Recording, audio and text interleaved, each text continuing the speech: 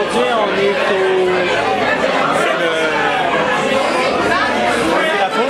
c'est le Café des Compteurs. C'est le Café des Compteurs. Et c'est ici qu'avant les spectacles et après les spectacles, les compteurs viennent, les gens du public aussi, les bénévoles. Donc, on se ramasse ici. C'est une belle occasion de fraterniser. Je suis allé voir les hommes assis ce soir et c'était quelque chose d'assez captivant. Ce que je proposais, c'était un spectacle familial. Donc, ce qu'on m'a dit par la suite, c'est que les parents disaient « Ah, c'est fun, parce que nous autres aussi, on en a eu. » C'était pas juste pour les enfants, mais c'était vraiment les adultes autant que les enfants, je pense, ils ont apprécié. Puis, des fois, c'est ça le pouvoir des contes, tu sais. Des contes là, bien puissants, comme j'en ai un, Sedna, qui est le mythe inuit. Il marche, lui, de maternelle à personne âgée, tu sais, c'est comme tu dis, il est fort, tout le monde le prend, puis l'aime bien, tu sais, c'est ça.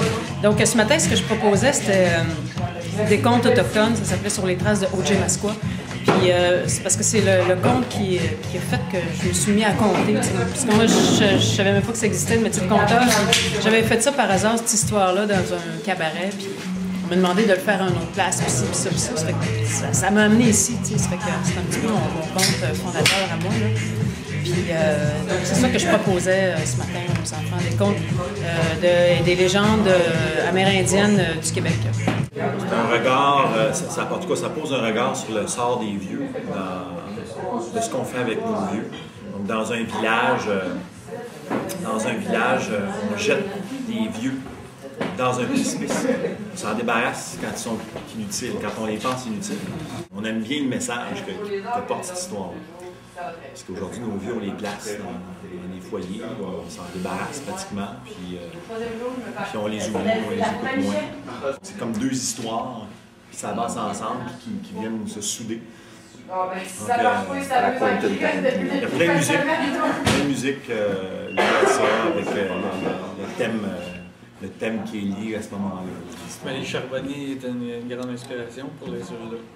Les harmonies et tout, là. Ben oui, parce qu'on fait des harmonies vocales, c'est le fun. J'ai aimé ça. Ouais. Qu'est-ce que vous pensez de la formule du Café des Compteurs? Là, ici, on est au Café des Compteurs.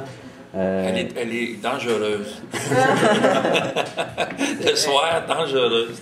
Non, c'est super. Ben, c'est super de pouvoir se rencontrer entre nous, mais aussi le public. C'est ça qui est le fun. Parce que des fois, dans les festivals, il y a un endroit où les compteurs se rencontrent, mais le public n'est pas convié nécessairement. Alors, ici, les gens, après le spectacle, je pense qu'il y a toutes sortes de monde qui viennent, puis y compris les gens qui participent au festival et qui sont là pour raconter. Puis c'est festif à mort. Et puis aussi, ben, ça nous permet d'échanger sur ce qu'on fait. Puis moi, j'aime bien ça. En sous-sol de l'église, comme ça. C'est une belle parenthèse entre les shows. C'est un incontournable. Tu as envie de venir ici pour plusieurs raisons. Prendre une bière, jaser, manger. Parce que les bénévoles sont fins. Oui, l'équipe est extraordinaire. Non, sérieux. Écoutez ma femme, je vous la vendrai pour 5 sous. Si 5 sous c'est trop cher, je vous la vendrai pour 4 sous. C'est pas cher pour une belle femme, mais c'est pas toujours. Dans notre relation entre le festival puis moi, il y a eu les petites gueules. Avec les enfants, il y a des ateliers que j'avais montés puis on a donné là, pendant tout ce temps-là. Ça a été repris aussi par René Robitaille. J'ai donné plusieurs spectacles à la Forge, un spectacle de clôture une année. C'est une belle collaboration. Et qu'est-ce que c'est pour vous venir à Trois-Pistoles au Festival de contes et récits de la francophonie? Bien, déjà, venir à Trois-Pistoles, à l'Action de grâce, ça devient comme un rituel d'automne. Je viens dans le temps des feuilles, c'est toujours frais. C'est l'annonce de l'hiver, c'est le temps de se retrouver dans la forge, avec le souvenir du forgeron qui claquait son étau, son métal pour partir le festival il y a une couple d'années quand il était toujours en vie.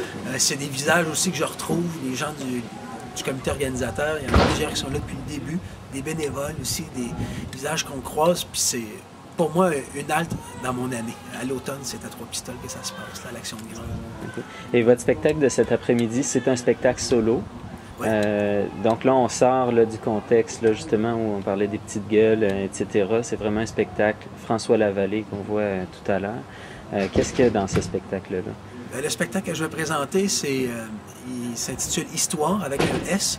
C'est un spectacle où je me permets d'aller fouiller dans mon répertoire, dans mes anciennes, mes nouvelles histoires, puis de laisser vivre les ombres, les désirs du moment, puis de raconter ce que j'ai envie de raconter.